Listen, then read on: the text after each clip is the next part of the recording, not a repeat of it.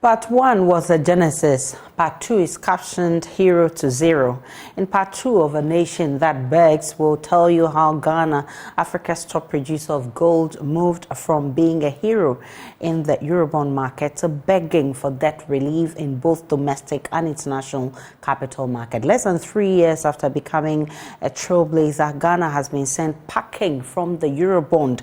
We'll take you on a ride and tell you how, after several months of refusal, the government eventually took a sharp U-turn to seek a bailout support from the IMF. As foreign liquidity began to dry up, exposing the weakness in Ghana's economic fundamentals, the only option was for Ghana to turn to the IMF for a bailout package. Professor Bopin sounded the alarm bells. He said going to the IMF was inescapable. I personally don't think that the IMF is a long-term solution to our problems. And the reason I say so is that we've been there 16, 17 times. Is that okay? And practically every 3 years and some few months, we've had to go to the IMF and all of that. But as we always say, what takes us to the IMF has to do with the fundamentals. And as we sit right now, everything points to that. The calls to register for an IMF bailout became intense. After seeing Article 4, after seeing the COVID report, Article 4 2019 and the COVID report, and seeing the fiscal gap which is there, that was when I expressed the view that maybe it's time for us to go, that's how far back, to go to the fund, because it's not just about COVID. But we got all the COVID money, as I said already, and we could have used it to make a correction. Because the COVID money we got for ECF was 913 or so, million US dollars. Here you're talking about 6 billion. Why was it not sufficient to do the correction? Something fundamentally wrong. Government's position was very simple. No IMF program. It has so much hope in using domestic means to turn the nation's economic fortunes around. We are not going to the IMF. Whatever we do, we are not.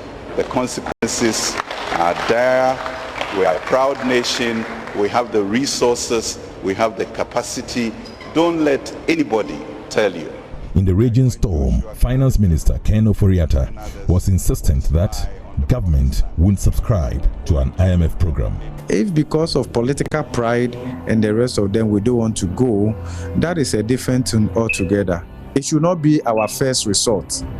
But we have not demonstrated that on our own we'll be able to impose a fiscal consolidation that would elicit the appropriate response from duty bearers, as perhaps we have seen in our relationship with the fund.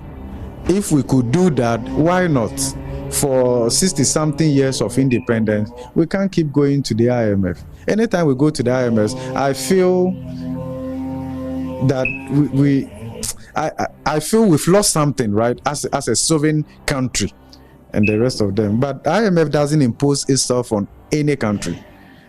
Through countries' own actions and inactions, mismanagement of the economy and the rest of them takes them to the IMF. So if we arrive at that point where homegrown solution has probably failed to get at the same result, we'll do that. I believe that in 2014, when the government made a call to the IMF, it wasn't because it was their first resort, right? Yeah, the fundamentals dictate so. My position has always been, once the government